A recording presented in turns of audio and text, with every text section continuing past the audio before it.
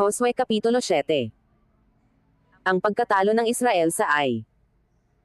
Ngunit ang mga anak ni Israel ay nakagawa ng pagsalangsang sa itinalagang bagay, sapagkat si Achan na anak ni Carmi, na anak ni Zabdi, na anak ni Zerah, sa lipi ni Juda, ay kumuha sa itinalagang bagay, at ang galit ng Panginoon ay nagninggas laban sa mga anak ni Israel.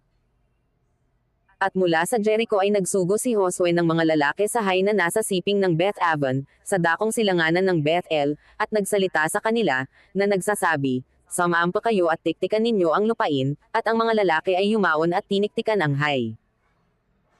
At sila'y nagsibalik kay Josue, at sinabi sa kanya, "Huwag samahan pa ang buong bayan, kundi samahan pa lamang ang 2 o 3,000 lalaki at sugatan ang Hai, huwag mong pagurin ang buong bayan doon, sapagkat sila'y kakaunti."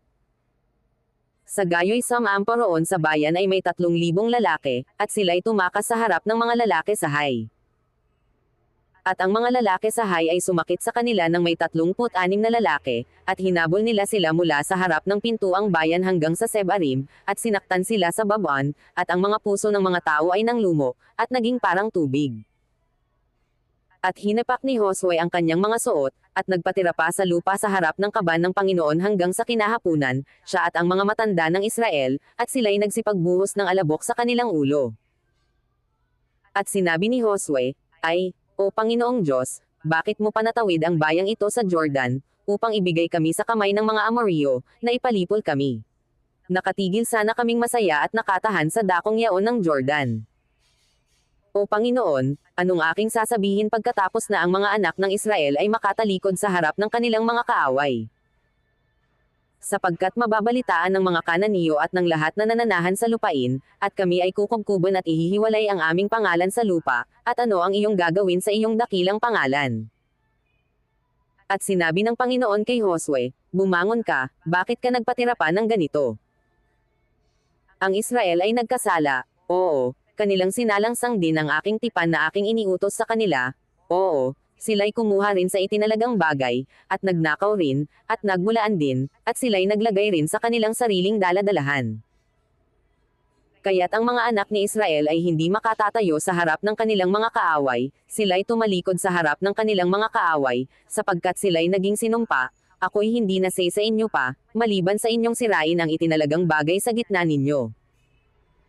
Bumangon ka, papagbanalan mo ang bayan, at sabihin mo, mangagpakabanal kayo sa kinabukasan, sapagkat ganito ang sabi ng Panginoon, ng Diyos ng Israel, may itinalagang bagay sa gitna mo, O Israel, ikaw ay hindi makatatayo sa harap ng iyong mga kaaway, hanggang sa inyong alisin ang itinalagang bagay sa gitna ninyo. Sa kinaumagahan nga ay lalapit kayo ayon sa inyong mga lipi, at mangyayari, na ang lipi na pipiliin ng Panginoon ay lalapit ayon sa mga angkan, at ang angkan na pipiliin ng Panginoon ay lalapit ayon sa mga sangbahayan, at ang sangbahayan na pipiliin ng Panginoon ay lalapit bawat lalaki. At mangyayari, na ang makuna ng itinalagang bagay ay susunugan sa apoy, siya at ang lahat niyang tinatangkilik, sapagkat kanyang sinalangsang ang tipan ng Panginoon, at sapagkat siya'y gumawa ng kol-ulan sa Israel." Sa gayo'y bumainggong maaga si Josue sa kinaumagahan, at inilapit ang Israel ayon sa kanilang mga lipi, at ang lipi ni Juda ay napili.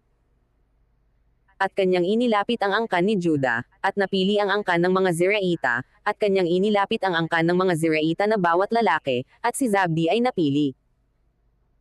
At kanyang inilapit ang kanyang sangbahayan bawat lalaki, at si Achan, na anak ni Carmi, na anak ni Zabdi, na anak ni Zerah, sa lipi ni Juda, ay napili.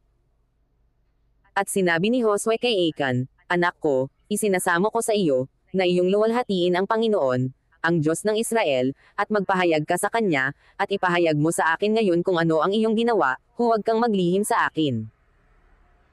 At sumagot si Achan kay Josue, at sinabi, "Sa katotohanan ay nagkasala ako laban sa Panginoon, sa Diyos ng Israel, at ganito't ganito ang aking ginawa.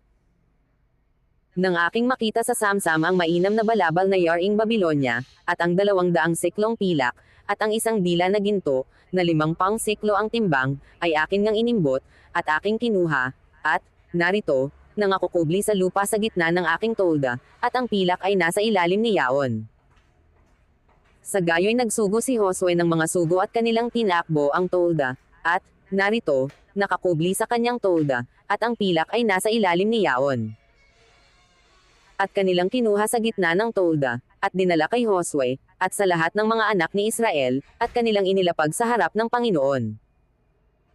At kinuha ni Josue, at ng buong Israel na kasama niya, si Achan na anak ni Zerah at ang pilak, at ang balabal, at ang dila na ginto, at ang kanyang mga anak na lalaki at babae, at ang kanyang mga baka, at ang kanyang mga asno, at ang kanyang mga tupa, at ang kanyang tolda, at ang lahat niyang tinatangkilik, at kanilang isinampa sa libis ng Acre.